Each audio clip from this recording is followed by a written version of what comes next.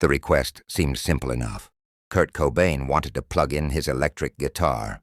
November 18, 1993, Sony Music Studios in New York City. MTV's Unplugged. Stage manager stood in front of Kurt holding a clipboard and shaking his head. No electric guitars. That was the whole point of Unplugged. Acoustic instruments only. The show's entire concept would collapse if they started making exceptions. Kurt stared at the stage manager for a long moment. Then he walked away without saying another word. Nobody realized they'd just witnessed the moment that would define the most legendary Unplugged performance in MTV history. MTV Unplugged had launched in 1989 as a radical concept for the network. Take popular rock bands, strip away their electric instruments and studio production, and force them to perform with acoustic guitars and minimal arrangements. The vulnerability, the rawness, the way it exposed whether artists could actually play and sing when all the bells and whistles were removed. The show had become essential viewing. Artists like Eric Clapton and Nirvana's grunge contemporaries. Pearl Jam had delivered career-defining performances, and now, in late 1993, it was Nirvana's turn. The timing was complicated. In Utero had been released 2 months earlier to commercial success and critical acclaim. But Kurt Cobain was not in a good place. His heroin addiction was worsening. His marriage to Courtney Love was volatile. His discomfort with fame had metastasized into something that looked a lot like despair. The last thing he wanted was another performance, another obligation, another situation where the music industry put him on display and expected him to be Kurt Cobain, the icon, instead of Kurt the person. But MTV had been persistent. Unplugged would be different. They promised intimate, low pressure, a chance to show a different side of Nirvana, a chance to strip away the loud guitars and show the songwriting underneath. Kurt had finally agreed, but with reluctance. He didn't see how Nirvana's aggressive, distorted sound would translate to acoustic instruments. Didn't see how songs built on feedback and power could work in a quiet setting. But he'd agreed to try. The first rehearsal at Sony Music Studios had been awkward. The venue was small, designed to look like a cozy living room rather than a concert stage. Candles and lilies were arranged everywhere, creating an atmosphere more funeral than rock show. The production team explained their vision. Nirvana would sit on stools, play acoustic guitars, maybe add a cello for texture, create something beautiful and intimate, something that showed their versatility, something that proved they were more than just loud guitars and angry screaming.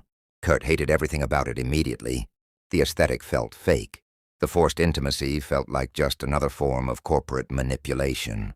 The whole concept of proving Nirvana could do something different felt like giving in to critics, who'd always dismissed them as one-dimensional noise merchants. But more than the concept, Kurt hated how the songs sounded. Stripped of their electric power, played on acoustic guitars, they felt neutered, weak, like someone had removed their teeth and expected them to still bite. He'd tried to explain this to the production team, tried to make them understand that Nirvana's sound wasn't just about volume. It was about the specific tones electric guitars produced, the way distortion created texture and emotion, the way feedback could be musical, the way electric instruments allowed for dynamics that acoustic instruments couldn't replicate. But the producers weren't interested in a music theory discussion. They were interested in an unplugged performance that fit the show's format. Acoustic instruments, that was the rule. No exceptions. So Kurt had made his request. Let him use one electric guitar, just one. He wouldn't even use distortion, just the clean tone of an electric guitar, which was technically acoustic. Anyway, since it was just the sound of strings vibrating, he'd play it quietly. It would still fit the intimate vibe they wanted, but it would give him the tonal possibilities he needed to make the songs work, to make them feel like Nirvana instead of like a Nirvana cover band. The stage manager had said no. The senior producer had said no. The MTV executives had said no. Electric guitars violated the entire premise of Unplugged. If they made an exception for Nirvana, Every other band would demand exceptions. The show's integrity depended on strict rules. Acoustic instruments only. No amplification. No effects. Just pure raw performance. Those were the parameters. Kurt could work within them, or Nirvana could cancel their appearance. After Kurt walked away from that confrontation, he disappeared into the green room. Dave Grohl and Krist Novoselic waited nervously, unsure if Kurt was about to pull the plug on the entire thing. They'd seen him walk away from performances before, seen him refuse to participate in things that felt wrong to him. And this whole unplugged concept clearly felt wrong to Kurt in fundamental ways. They wouldn't have been surprised if he'd simply left the building. But Kurt didn't leave. He sat in the green room, alone with his thoughts, processing the constraint he'd just been handed. The producers wouldn't let him use electric guitar. That parameter was fixed, immovable. So the question became, what do you do when you can't have what you want? Do you refuse to participate? Do you compromise and deliver something mediocre? Or do you find a different solution entirely? Kurt chose the third option. If he couldn't make Nirvana's existing songs work acoustically, then he wouldn't play Nirvana's existing songs. Or at least not the ones everyone expected. The whole point of Unplugged was to do something different, to show a different side of the band.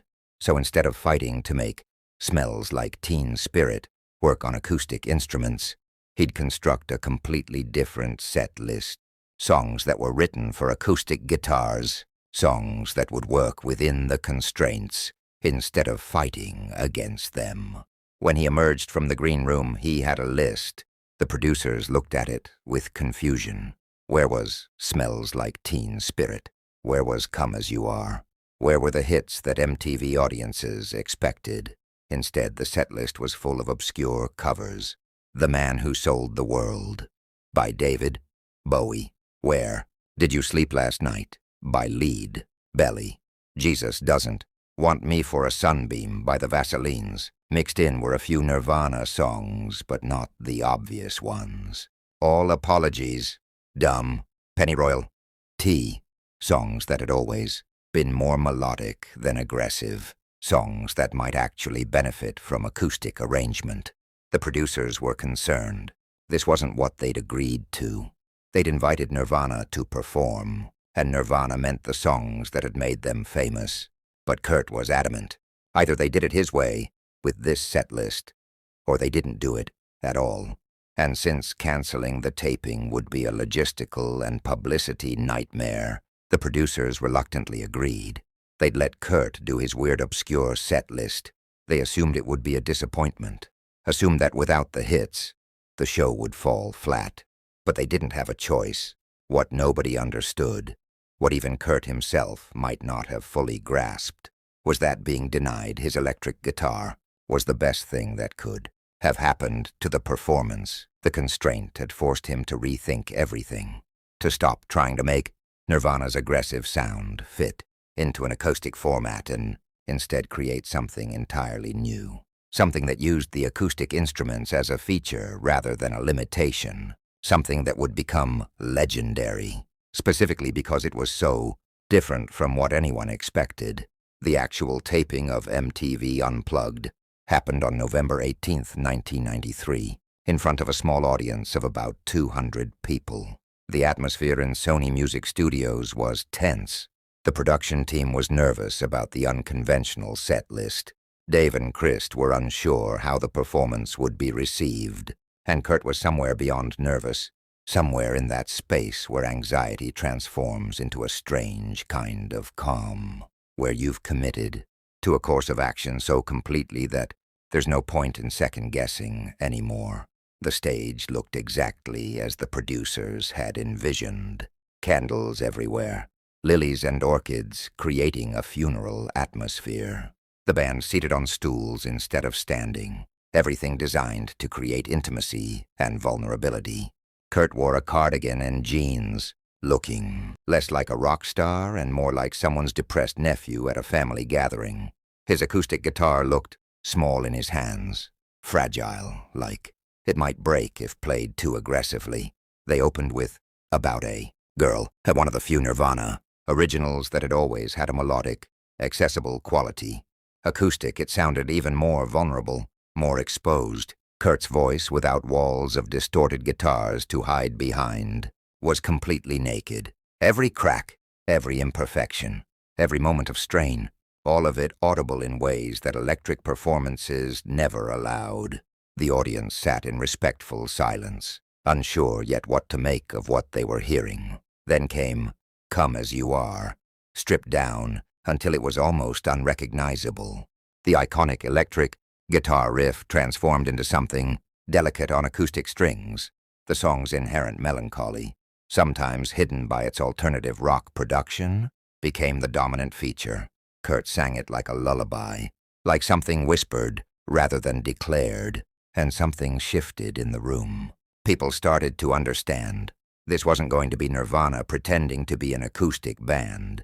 This was going to be something else entirely. The Bowie cover came next. The Man Who Sold the World, done in a way that made it sound like a Nirvana original. Kurt's vocal delivery was haunting, detached, like he was singing from somewhere very far away. The acoustic guitar created space that electric guitars would have filled, and in that space, the song's existential dread became overwhelming. By the time Kurt sang the final lines about being alone, the room was completely silent except for his voice. Song after song unfolded like this, each one benefiting from the acoustic constraint in ways that would have been impossible with electric instruments. Pennyroyal Tea, always one of Kurt's more introspective songs, became almost unbearably sad. Dumb transformed into a statement of resignation, so complete it felt like surrender. And the covers, these obscure songs most people had never heard, took on new life, became Nirvana songs through the act of performance. But it was the final song that would cement the performance's legendary status. Where Did You Sleep Last Night? The Leadbelly folk blues number about death and cold and disappearing into darkness. Kurt had insisted on ending with this song, despite producer concerns that it was too obscure, too dark, too weird for MTV audiences. But Kurt had been immovable. The show would end with this song, or it wouldn't end at all. The performance was devastating.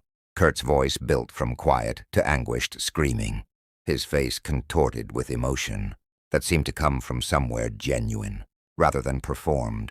He sang about the cold and the pines and shivering the whole night through, like he'd experienced every word, personally, and on the final line, where the sun don't ever shine, his voice broke completely. He held the note until it shattered, until he had nothing left, and then it was over. The room stayed silent for several long seconds after the final note faded. Nobody knew if they should applaud. The performance had been too intense, too real, too much like watching someone actually fall apart, rather than performing falling apart. Finally, tentative applause started. Kurt set down his guitar, stood up, and walked off stage without acknowledging the audience, without the typical rock star farewell, just exit. Like he'd said everything he needed to say, and staying 1 second longer would be excessive. Backstage, the producers were stunned. They'd expected a decent show, maybe a nice counterpoint to Nirvana's usual aggressive performances. What they'd gotten was something they didn't have words for, something that felt less like entertainment and more like witnessing something private and painful. The MTV executives quickly realized they had something special, something that would define not just Unplugged, but Nirvana's entire legacy. When MTV Unplugged in New York aired on December 14, 1993, the response was immediate and overwhelming. Critics called it a revelation. Fans who'd only known Nirvana from Smells Like Teen Spirit suddenly understood there was depth and vulnerability underneath the noise. The performance became essential viewing, a cultural moment that transcended typical music television. But the real impact wouldn't become clear until 5 months later. On April 5, 1994, Kurt Cobain was found dead in his Seattle home. Suicide at age 27, and suddenly, MTV Unplugged transformed from great performance to sacred text, every moment reinterpreted through the lens of tragedy, every song heard as foreshadowing. That funeral atmosphere, with the candles and lilies that had seemed like pretentious set design, suddenly felt prophetic. Kurt's choice to end with a song about disappearing where the sun don't shine suddenly felt like deliberate goodbye. The album of the performance was released in November 1994, 7 months after Kurt's death. It debuted at #1, won a Grammy, became one of the best-selling live albums in history, and it existed only because MTV producers had refused to let Kurt use an electric guitar, had forced him into a constraint that made him completely reimagine what a Nirvana performance could be. Years later, the Unplugged producers would talk about that moment when Kurt requested an electric guitar and they said no. Some felt guilty, wondering if being more accommodating might have made Kurt more comfortable. Others recognized it as the creative constraint that forced brilliance. But all of them understood that the performance that resulted, the legendary show that defined Unplugged and became Nirvana's swan song, existed specifically because Kurt couldn't have what he initially wanted. Dave Grohl, in later interviews, described the Unplugged session as Kurt at his most creative. Facing a limitation, Kurt hadn't complained or compromised. He'd completely reimagined the assignment, found a way to make acoustic constraints work for him instead of against him. That ability to turn obstacles into opportunities, to find creative solutions when obvious paths were blocked. That was quintessentially Kurt. That was what made him more than just another talented musician. Chris Novoselic remembered the tension of that day, the uncertainty about whether the unconventional set list would work, the fear that refusing to play the hits would alienate audiences, but also the sense during the actual performance that they were creating something special, something that captured a side of Nirvana that electric performances had always obscured. The vulnerability, the melancholy, the beauty underneath the aggression.